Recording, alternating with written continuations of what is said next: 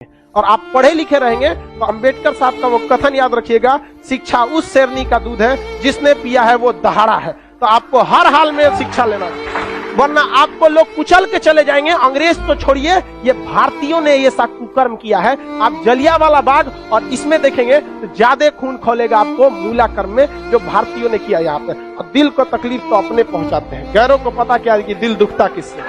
ये देश के लिए आपको शर्म आएगी। हमारी संस्कृति पे जहां हमें नाज होता है, ये हमारी संस्कृति में दाग है, दाग धब्बा है। जिस तरह चांद में भी दाग है ना, हमारी अपनी संस्कृति पे इस दाग को कभी भूल नहीं सकते हैं कि पूरी दुनिया में ये कैसा देश था जहां मूला कर्म लिया जाता है। देखिए, पहले ऊंचे जात वाले लोग न थे ना, नीचे जात वालों को बहुत सताए।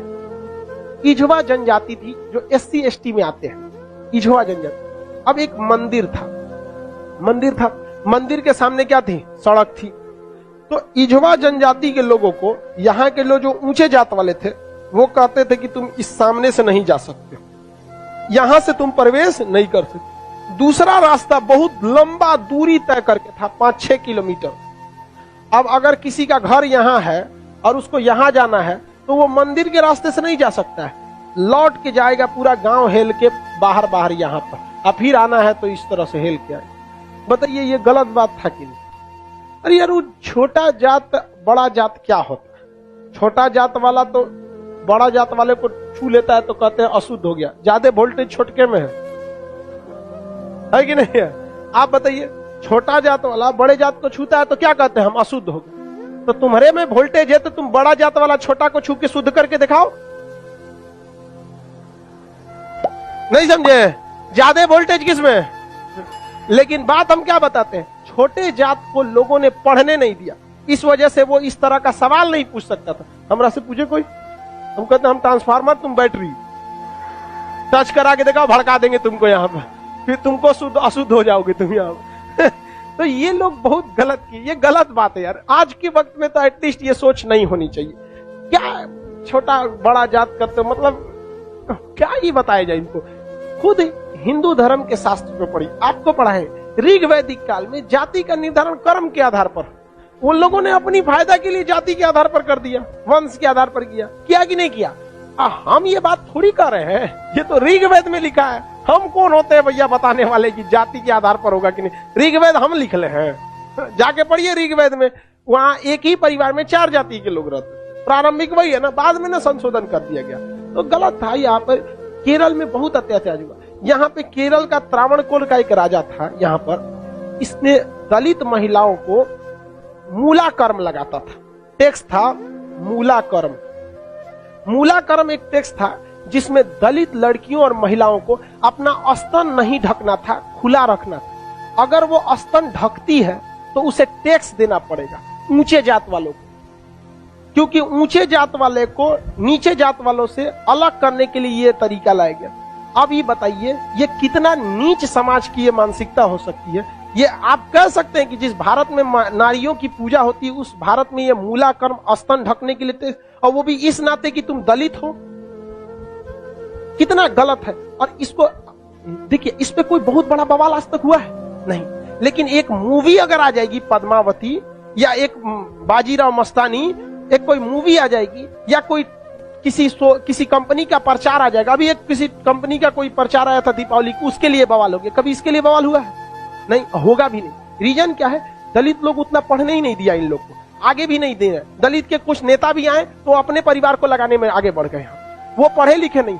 यहाँ एक मूवी के लिए बवाल हो सकता है, जिस हम पर्सनली हम बताते ना, बवाल की वजह से हम बाजीराव मस्तानी मूवी देखे, हमें ऐसा नहीं लगा कि उसमें क्या था। भले काटने के बाद वो था कि क्या था हमको ही नहीं पता, लेकिन ऐसा उसमें मूवी में कुछ गलत दिखाया गया है। उसमें तो और बहादुरी दिखाया गया कि महिलाओं ने, कि देखो भाई मरने के बाद भी हमने क्या किया है, जौहर, जो गलत था। अलाउद्दीन खिलजी, इससे नुकसान किसको था? इससे अलाउद्दीन खिलजी का वह चेहरा जो सबको नहीं पता था वो भी देख लिया लोगों ने, लेकिन उसके लिए विरोध हो सकता है। लेकिन इतना गलत चीज के लिए कभी आपने विरोध देखा है? कभी नहीं। आप तो ये उन लोग को आज तक दबाए जाके रखा है। इतना गलत चीज वहां पे मूला कर्म लिया गया था, ये एकदम सरासर गलत है। और वहां पे जब टैक्स देने गया तो महिला जो थी ना, इस मूला कर्म को हटाने के लिए अपने स्तन को चाकू से काट दी और मर गई सब महिलाएं वहां पर। अब यह केरल ऐसा राज था जिसमें पुरुष सती होते थे। जब उनकी पत्नी अपना स्तन काट देती थी, ब्लड गिरने की वजह से मर जाते थे, तो चिता में पुरुष जाके मर जाता था कि हम ऊंचे जात वालों से नहीं लड़ सकते हैं, लेकिन हम अपना शरीर हम भी त्याग देते हैं। तो पुरुष भी सती हुआ है इस देश में, ये ऊंच और नीच जात वाले यहाँ पर। लेकिन इसे और यही अगर ये कांड किसी ऊंचे जात वाले के लिए कोई दिल्ली सल्तनत का राजा किया रहता, आज न्यूज चैनल पे बैठ के बवाल हुआ रहता। लेकिन दलित है ना भाई साहब, कोई आवाज नहीं उठाता है यहाँ पर। इसलिए आप एजुकेशन रहिए, आप ऊंचे जात के हैं या नीचे जात के हैं, पढ़े लिखे नहीं रहेंगे ना तो लोग कचल के चले जाएंगे। और आप पढ़े लिखे रहेंगे तो अंबेडकर साहब का वो कथन याद रखिएगा, शिक्षा उस शेरनी का दूध है जिसने पिया है वो दहाड़ा है। तो आपको हर हाल में शिक्षा लेना चाहिए, वरना आपको लोग कुचल के चले जाएंगे। अंग्रेज तो छोड़िए, ये भारतीयों ने ये सा कुकर्म किया है। आप जलियांवाला बाग और इसमें देखेंगे तो ज्यादा खून खोलेगा आपको मूला कर्म में, जो भारतीयों ने किया यहाँ पे। और दिल को तकलीफ तो अपने पहुंचाते हैं, गैरों को पता क्या है कि दिल दुखता किससे। ये देश के लिए आपको शर्म आएगी। हमारी संस्कृति पे जहां हमें नाज होता है, ये हमारी संस्कृति में दाग है, दाग धब्बा है। जिस तरह चांद में भी दाग है ना, हमारी अपनी संस्कृति पे इस दाग को कभी भूल नहीं सकते हैं कि पूरी दुनिया में ये एक ऐसा देश था जहां मूला कर्म लिया जाता है। लेकिन आज भी बहुत हल्के में इसे ले लिया जाता है, हल्के में ले लिया। जानते क्यों? क्योंकि ये दलित के साथ, समझा गया कि नहीं? बहुत ऐसा होता है। कितना आदमी बताएगा, ज्यादा हम भी बोलेंगे तो सोचा हमारा कहेगा तू दलित का फेवर कर, हम कौन सी फेवर कर, नहीं हुआ रहता नहीं बोलते। इजवा जनजाति के लोगों ने विरोध किया और इजवा जनजाति वालों ने क्या किया, इसको हटाया और मंदिर के सामने से वो क्या होने लगे ज्यादा। अरे भगवान ने कब कह दिया कि तुम हमको मतलब, अरे यार राम जी सबरी के जूठे बेर खाए थे, तू राम जी से बड़ा हो गया। अरे राम जी के पैर के धूल के बराबर है आज के वक्त में, चाहे कितना बड़ा आप प्रकांड विद्वान। सबरी के जूठा बेर खाए थे कि नहीं, जूठा बेर यहाँ।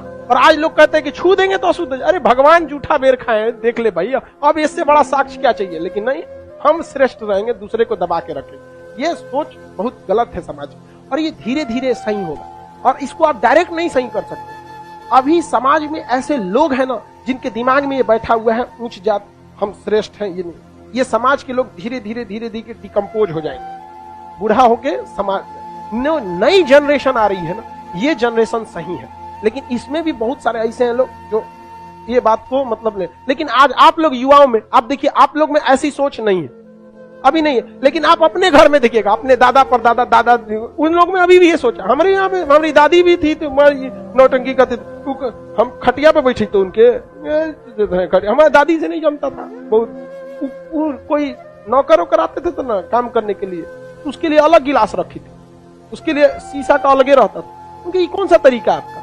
भाई आप भी पीने के बाद धुल देंगे, वो भी धुला जाएगा, सब साफ हो जाएगा, इसमें कौन सा बात है। लेकिन ना, मर गई लो, खत्म कहानी।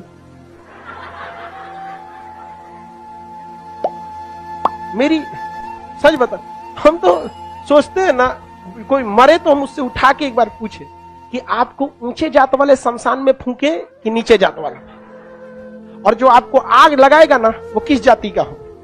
हरिजन होगा। और जब तक वो मुखाग्नि ना देगा, आग ना देगा, आपका क्रियाकर्म ना हो। ये बताइए पावरफुल कौन?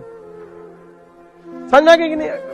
छोड़ो इस सब बात को, लेकिन क्या कहिएगा, आप शिक्षित रहिए। आपसे आदमी उम्मीद रखता है कि आप इस समाज में ये भेदभाव को खत्म कीजिए, क्योंकि आप जिस जाति में पैदा हुए, जिस परिवार में पैदा हुए, इसमें आपका कोई योगदान नहीं। हो सकता है कि आप किसी दूसरे जाति में पैदा हो सकते, तो आपकी ये कोई योग्यता नहीं जिसे आपने अर्जित किया है। ये भाग भरोसे है कि आप ऊंचे जात में हैं तो कोई नीचे जात में है। खैर अब आगे आते हैं, किसी को कोई दिक्कत नहीं है।